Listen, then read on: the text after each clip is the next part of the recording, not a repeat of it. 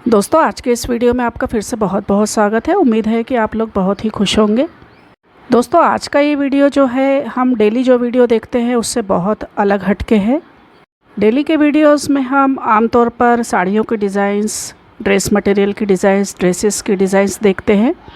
यदि आप लोग ड्रेस मटेरियल परचेस करके ड्रेसेस की स्टिचिंग कराते हैं तो आप लोग बहुत अच्छे से जानते होंगे, ड्रेस मटेरियल परचेस करने के बाद हमारे सामने एक बहुत बड़ी समस्या होती है कि स्टिचिंग करते समय ड्रेसेस में किस तरह की डिज़ाइंस बनवाई जाए। मैं ज़्यादातर ड्रेस मटेरियल परचेस करके ही स्टिचिंग करवाती हूँ, लेकिन परचेस करने के बाद लगभग 6 महीने तक के तो घर में ऐसे ही पड़ा रहता है, यही सोचकर कि किस तरह की डिज़ाइन करवाई जाए जिससे उसका लुक ज़्यादा अच्छे से अच्छा आ सके।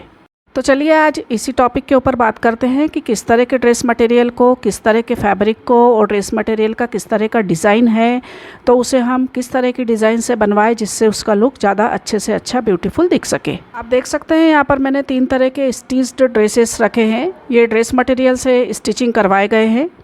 तो चलिए इनके बारे में बात करते हैं।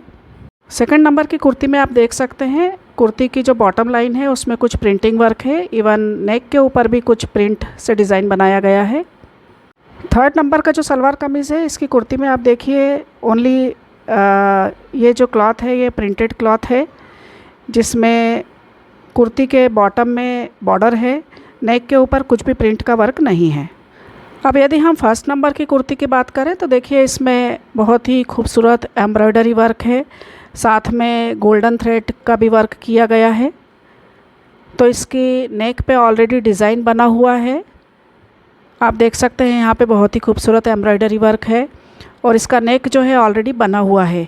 वहीं कुर्ती की जो बॉटम में बाउंड्री दी गई है इसमें भी एम्ब्रॉयडरी वर्क किया हुआ है। तो जब हम इसकी स्टिचिंग करवाते हैं तो इसमें किसी भी तरह की कोई भी डिज़ाइन की आवश्यकता नहीं है। इसके नेक में और इसकी स्लीव्स में थोड़ा पाइपिंग लगाई गई है जिससे ये थोड़ा और खूबसूरत दिख सके। तो अब हम देखते हैं सेकंड नंबर की कुर्ती को। चलिए इसको मैं खोलकर बताती हूँ आपको। ये एक प्रिंटेड ड्रेस मटेरियल था और इसका जो प्रिंटेड होने के साथ में इसकी नेक के ऊपर भी प्रिंट दिया है, साथ ही कुर्ती के बॉटम लाइन के ऊपर भी इस तरह का प्रिंट से डिज़ाइन बनाया हुआ है।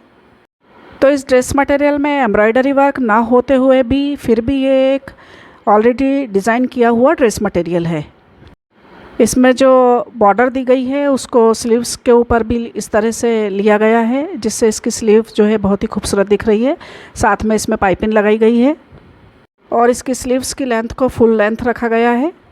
तो इस ड्रेस मटेरियल में चूँकि नेक के ऊपर और कुर्ती के बॉटम लाइन के ऊपर ऑलरेडी प्रिंट से डिज़ाइन बनाया है, इसलिए इसमें और किसी तरह की डिज़ाइन डालने का कोई ऑप्शन नहीं रह जाता है। ये जो फर्स्ट नंबर की जो कुर्ती है इसकी स्लीव जो हमने 1/3 रखी है, तो इस तरह से फुल स्लीव्स भी रखी जा सकती है या फिर 1/3 रखी जा सकती है, या फिर आप चाहे तो छोटी स्लीव भी बनवा सकते हैं। साथ में इसमें पाइपिंग वर्क यदि हम करते हैं तो ये इसकी खूबसूरती को बढ़ा देती है। तो इस तरह से तीनों ही ड्रेस मटेरियल जो है यहाँ पर मैंने जो लिए हैं 3 तरह के हैं। चलिए ये जो थर्ड नंबर का जो कुर्ती है इसको देखते हैं। इसको ओपन करके मैं बताती हूँ आपको। ये एक फुली प्रिंटेड ड्रेस मटेरियल है, ऑल ओवर सेम प्रिंट है जिसमें साथ में इसमें बॉर्डर दी गई है ब्लैक कलर की। तो इसकी स्लीव्स को भी मैंने 1/3 रखा है।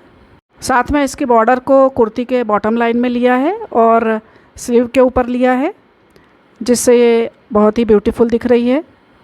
इन तीनों ही ड्रेस मटेरियल के फैब्रिक की बात करें तो ये ज़्यादा मोटा भी नहीं है और ज़्यादा पतला भी नहीं है, तो इसमें लाइनिंग की आवश्यकता नहीं है। तो किसी भी कुर्ती में मैंने लाइनिंग नहीं लगवाई है। अब हम देखते हैं इनके दुपट्टे को। जो फर्स्ट नंबर का जो ड्रेस मटेरियल है इसके साथ में मैं आपको कुर्ती भी बता रही हूँ। साथ में देखिए इसके साथ में शेडेड दुपट्टा है जिसमें गोल्डन थ्रेड से वर्क किया हुआ है, बहुत ही खूबसूरत है।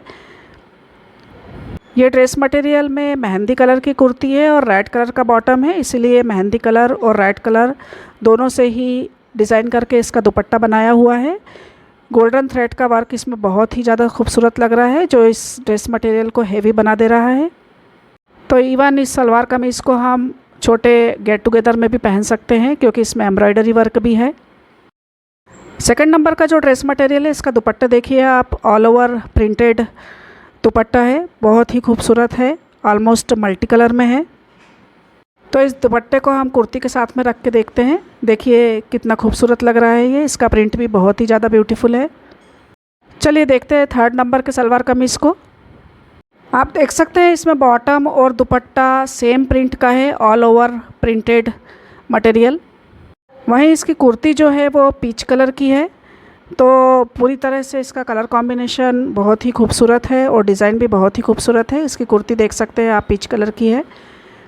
तो सभी चीज़ों को साथ में रख के हम देखते हैं तो बहुत ही खूबसूरत लग रहा है ये। चलिए तो अब देखते हैं कि इसका बॉटम मैंने किस तरह से डिज़ाइन करके बनवाया है। तो इसे मैं ओपन करके बताती हूँ। ये 1st नंबर का जो ड्रेस मटेरियल है, इसको मैंने प्लाज़ो डिज़ाइन में स्टिचिंग किया है। वैसे मैंने यहाँ तीनों ही ड्रेस मटेरियल के लिए प्लाज़ो ही स्टिचिंग करवाया है। एक तो प्लाज़ो अभी ट्रेंड में ज़्यादा है और दूसरा प्लाज़ो जो है लूज़ होता है। अभी समर का सीज़न है, तो समर के सीज़न में लूज़ फिटिंग की सलवार जो है बहुत ही कंफर्टेबल होती है, इसलिए तीनों ही ड्रेस मटेरियल में मैंने प्लाज़ो ही स्टिचिंग करवाया है।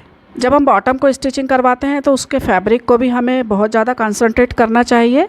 यहाँ पर जो तीनों ही ड्रेस मटेरियल का जो फैब्रिक है वो कॉटन है, तो यहाँ हम इसका चूड़ीदार भी बनवा सकते हैं, इवन पटियाला सलवार भी बनवा सकते हैं या फिर प्लाज़ो भी बनवा सकते हैं। आपका यदि बॉटम का क्लॉथ एकदम सिंथेटिक है और यदि हम सिंथेटिक क्लॉथ में चूड़ीदार बनवाते हैं तो उसकी जो फ्रिल है वो एकदम नीचे आ जाती है और चूड़ीदार का जो एक्चुअल लुक आना चाहिए वो नहीं आ पाता है। तो जब कभी भी हम बॉटम को डिज़ाइन करते हैं उसके क्लॉथ को हमको ध्यान में रखना चाहिए। यहाँ मैंने जो तीनों ही ड्रेस मटेरियल लिए हैं वो कॉटन फैब्रिक के हैं, इसलिए कॉटन फैब्रिक के ऊपर चूड़ीदार या फिर सलवार या फिर प्लाज़ो पैंट किसी भी तरह से डिज़ाइन किया जा सकता है। आपको यदि हमारे द्वारा दी गई जानकारी पसंद आ रही है तो वीडियो को लाइक करना बिल्कुल ना भूलिए और यदि आप चैनल पर पहली बार आए हैं तो सब्सक्राइब ज़रूर करिए। अपने सुझाव हमें कमेंट बॉक्स में लिखकर ज़रूर दीजिए और भी ये बताइए कि आप किस तरह के आइडियाज़ चाहते हैं। तीनों ही सलवार कमीज़ को यहाँ मैं एक बार फिर से रखती हूँ और हम इसका कंपैरिजन करते हैं। तीनों ही 3 डिफरेंट टाइप के हैं। 1st नंबर की जो कुर्ती है एम्ब्रॉयडरी वर्क है और साथ में उसका प्लाज़ो प्लेन है। 2nd नंबर में प्रिंटेड मटेरियल है जिसमें गले के ऊपर और बॉटम में प्रिंट की डिज़ाइन की गई है, साथ ही इसका जो प्लाज़ो है वो प्रिंटेड प्लाज़ो है। 3rd नंबर का जो है ऑल ओवर प्रिंटेड मटेरियल है जिसमें गले के ऊपर या बॉटम में किसी भी तरह की डिज़ाइन नहीं की गई है। तो इस तरह से यदि हम देखा जाए तो तीनों ही ड्रेस मटेरियल हमारे 3 डिफरेंट टाइप के हैं। तीनों में कॉमन चीज़ एक है कि तीनों में ही मैंने प्लाज़ो पैंट स्टिचिंग करवाया है और तीनों ही ड्रेस मटेरियल जो है कॉटन के हैं। तो आप जब कभी भी ड्रेस मटेरियल ख़रीदते हैं उसके फैब्रिक के अनुसार, उसके प्रिंट के अनुसार या फिर ड्रेस मटेरियल के ऊपर जो वर्क किया हुआ है उसके अनुसार, कई बार टॉप का फैब्रिक डिफरेंट होता है, बॉटम का फैब्रिक डिफरेंट होता है, तो इन सभी चीज़ों को ध्यान में रखते हुए ही हमें उसका डिज़ाइन करवाना चाहिए। साथ ही ये भी बात उतनी ही इम्पॉर्टेंट है कि हम किस सीज़न में पहनने के लिए ड्रेस स्टिचिंग करवा रहे हैं। समर के लिए यदि हम स्टिचिंग करवा रहे हैं तो हमें थोड़ा लूज़ फिटिंग रखना चाहिए। विंटर के लिए है तो हम चूड़ीदार बनवा सकते हैं। साथ ही यदि कॉटन क्लॉथ है तो चूड़ीदार बनवाया जा सकता है, लेकिन फ्लोइंग क्लॉथ है तो चूड़ीदार कभी भी नहीं बनवाना चाहिए। फ्लोइंग क्लॉथ में चूड़ीदार बनवाने से जो हमारे पैर में जो चूड़ियाँ आती है उसी के कारण इसे चूड़ीदार कहते हैं, तो वो चूड़ियाँ बिल्कुल ही चली जाती हैं और चूड़ीदार का लुक ख़राब हो जाता है। पतले कॉटन क्लॉथ में चूड़ीदार का लुक बहुत ही खूबसूरत आता है। साथ ही दुपट्टे का डिज़ाइन कैसा है ये भी उतना ही इम्पॉर्टेंट है। दुपट्टे की लेंथ, विड्थ, दुपट्टे का डिज़ाइन, तो सलवार कमीज़ को स्टिचिंग कराने के लिए ये सभी चीज़ें ही इक्वली इम्पॉर्टेंट है। कई बार दुपट्टा हम साइड में डालते हैं, कई बार दुपट्टा हम फ्रंट में डालते हैं। यदि हम फ्रंट में डालते हैं तो हम यदि सामने कुछ भी डिज़ाइन करवाते हैं वो पूरी तरह से कवर हो जाती है, तो इस तरह की डिज़ाइन करवाने का कुछ भी यूज़ नहीं होता है। उम्मीद है कि आप जब भी ड्रेसेस की स्टिचिंग करवाएंगे तो हमारे द्वारा दी गई जानकारी आपके लिए बहुत ही यूज़फुल साबित होगी। थैंक्स फॉर वॉचिंग और आपके कमेंट हमें लिखकर ज़रूर भेजिए। Please subscribe. Thank you.